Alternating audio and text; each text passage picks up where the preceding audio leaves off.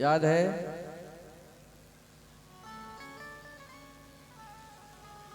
धुंधकारी अब फ्री हो गया था, अब उसे किसी की डर नहीं थी। अब वो वेश्याओं के यहाँ नहीं जाता था, वेश्याओं को ही घर में लाया। वो भी एक नहीं, दो नहीं, तीन नहीं, चार नहीं, पांच पांच वेश्याओं को घर में लाया। अब पांच आई तो फिर पांचों की अपनी अपनी जरूरतें, अपनी अपनी फरमाइशें, अपनी अपनी मांगे, अपने अपने शौक। धुंधकारी ने सोचा ऐसे तो बात नहीं बनेगी, कमाता तो मैं हूं नहीं और इनका खर्चा बड़ा है। तो उसने एक दिन क्या किया, मन में सोचा कि मुझे कुछ बड़ा करना पड़ेगा। तो रात में उसने प्रोग्राम बनाया और राजा के घर में चोरी के इरादे से गया। और कहते जो होनी होती है वो टलती नहीं है, होनी होके रहती है। होनी होनी थी, इसलिए वो राजा के खजाने तक पहुंच गया और कोई सिपाही पहरेदार मिला ही नहीं, टोका ही नहीं, रोका ही नहीं। सो वो चोरी करने में सफल रहा। और जब खजाने में पहुंचा था वो भी राजा के, तो हीरे जवाहरात, मोती, पन्ना, माणिक, सोना, चांदी, जो कुछ भी उसके हाथ लगा उसने एक गट्ठर में बांधा, सिर पर रखा और फिर अपने घर को आया। और उसने शराब भी पी रखी थी, ला करके वो गट्ठर रख दिया। बोला लो, अब जिंदगी में तुम्हें कभी परेशान होने की जरूरत नहीं पड़ेगी, हमारे पास इतना धन होगा कि हम ऐश की जिंदगी जिएंगे। पीने के बाद लोग बहक जाते हैं, कुछ का कुछ बोलते हैं।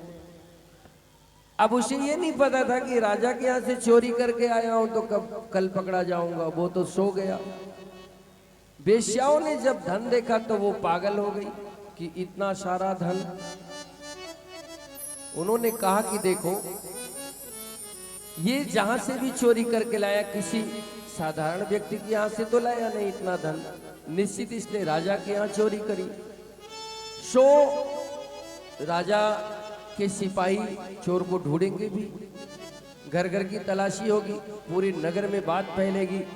इसकी आदत, इसका नेचर, इसका कैरेक्टर, इसका कैडर सब जानते हैं, तो यहाँ भी पुलिस आएगी, इसकी भी तलाशी हमारे घर की भी होगी, ये पकड़ा जरूर जाएगा। और अगर ये पकड़ा जाएगा तो बचने वाले हम भी नहीं हैं। बोले फिर हमें क्या करना चाहिए? उन्होंने कहा देखो, धन को बांट लो पांचों आपस में और इसे मार डालो। एक ने कहा नहीं मारोगी क्यों, बस धन बांट लो, यहां से भाग चलते। बोली नहीं मारोगी तो ये हमें मार डालेगा, ढूंढेगा जरूर, इसे मार डालो, रास्ता साफ कर दो और हम यहां से विदेश फरार हो जाएंगे। देखो, जब पाप जो है ना सिर चढ़ता है तो वो हो ही जाता है। वेश्याओं ने उसको रस्सी से पूरे बांध दिया चारपाई में, और पांचों ने हाथ में लाठी डंडे लेकर के उसे सोते हुए पीटना शुरू किया। अब वो जब उठने की चेष्टा किया तो बंधा हुआ था, उठता कैसे, हाथ जोड़ रहा है। ये सब क्यों हो रहा है? देखो, क्योंकि उसने कितने जंगली जीवों की हत्या की थी, माँ बाप को सताया था, जीवन में कभी अच्छा कर्म नहीं किया था, इसलिए आज उसके सामने ये सब आ रहा था। इसलिए मनुष्य को अच्छे कर्म करना चाहिए, और अच्छे कर्म में सबसे ज्यादा जरूरी है कि मनुष्य को धर्म कार्य करना चाहिए। धर्म कार्य करोगे तो बुद्धि कभी बिगड़ेगी नहीं, बुद्धि नहीं बिगड़ेगी तो थोड़ा दुख भी होगा तो ठीक रास्ते पर चलोगे, ठीक रास्ते पर चलोगे तो समय सबका लौटता है, एक दिन सबका समय लौटेगा। बुरा दिन है तो अच्छा भी आएगा, ये तय मानिए। कभी बुरा कर्म मत करिए, सोचिए भी मत। जीवन में अगर ठीक चलना है तो परीक्षा हो रही होने दो, लेकिन कोई बुरा कर्म मत करिए। आपका कुछ नहीं बिगड़ेगा, समय आने पर सब कुछ ठीक हो जाएगा। धुंधकारी हट्टा कट्टा था, मारने से नहीं मर रहा था, बहुत मारा उन्होंने, नहीं मरा।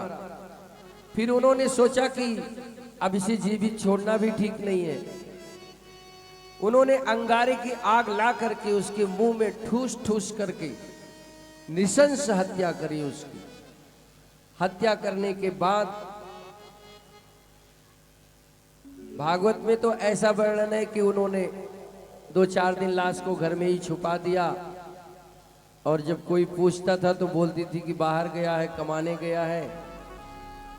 लेकिन सार ये है कि जब उसकी हत्या उन्होंने करी दी तो धन धेला बांट करके उन्होंने वो सब अपने फरार हो गई, और ये प्रेत बन गया, धुंधकारी प्रेत बन गया।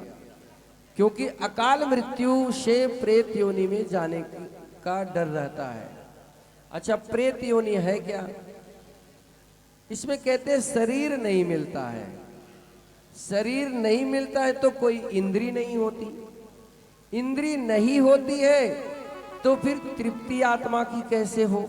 अगर भूख लगेगी, मुख नहीं होगा तो भोजन कैसे करेगी आत्मा? पेट नहीं होगा तो भोजन पचेगा कैसे? ये सब समस्याएं होती है। आत्मा भटकती रहती बहुत वर्षों तक। इसी से प्रेत योनि में बहुत पीड़ा होती है। प्रेत क्यों किसी मनुष्य के शरीर को पकड़ता है? उसको लगता है कि इसके शरीर के द्वारा मैं कुछ भोग पाऊं, खाऊं, इसीलिए प्रेत लगता है। भूत प्रेत झूठे नहीं है। पहले मैं नहीं मानता था, लेकिन अब मैं मानता हूं। क्यों? क्योंकि रामायण में, भागवत में जगह जगह इसका वर्णन है, तो इसका मतलब प्रेत योनि है। एक और बात से ये बात सिद्ध होती है कि प्रेत योनि है कि ये जो हमारी आत्मा है ये अजर अमर है। गीता कहती है नयनम छिंदन्ति शस्त्राणि, ये आत्मा शस्त्रों से काटी नहीं जा सकती। नयनम दहती पावका, अग्नि में इसको जलाया भी नहीं जा सकता। वायु इसको सुखा नहीं सकती। और रामायण भी यही बात कहती है।